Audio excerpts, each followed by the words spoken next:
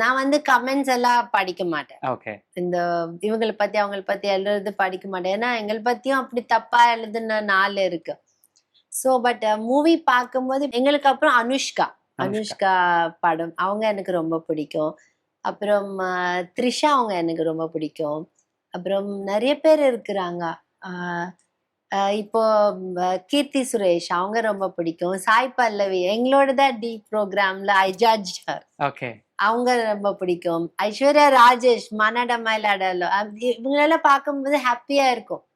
எவ்வளோ heart working பண்ணி வந்திருக்காங்க. அண்ட் தேர் ஆல் இப்போ சக்சஸ்ஃபுல் அன்ன உடனே அத சொல்ற பாருங்க, hard work will pay off எப்படி இருந்தாலும். ஏன்னா தமிழ்ல நீங்க சொன்ன மாதிரி மாநாட மயிலால அவங்க ஒரு கண்டஸ்டன்ட். அதே மாதிரி தெலுங்குல சாய் பல்லவி வந்து டி ப்ரோக்ராம்ல எனக்கு கண்டஸ்டன்ட். ஸோ அப்படி இருக்கும்போது எனக்கு ரொம்ப சந்தோஷமா இருக்கும்.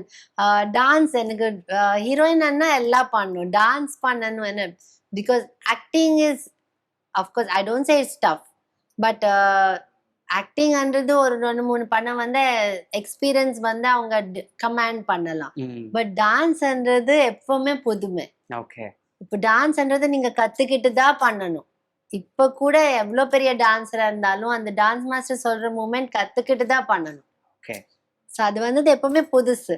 ஸோ அப்படி எனக்கு ரொம்ப நல்ல டான்ஸ் ஆடுற ஹீரோயின்ஸ் எனக்கு ரொம்ப பிடிக்கும். That way Sai Pallavi and Aishwarya Rajesh are very good dancers. எனக்கு ரொம்ப பிடிக்கும் அவங்க. ஏன்னா ஐ நோ தெம், ஐ சா தெம் ஒர்க் பண்ணி ஹார்ட் ஒர்க் பண்றது எல்லாம்.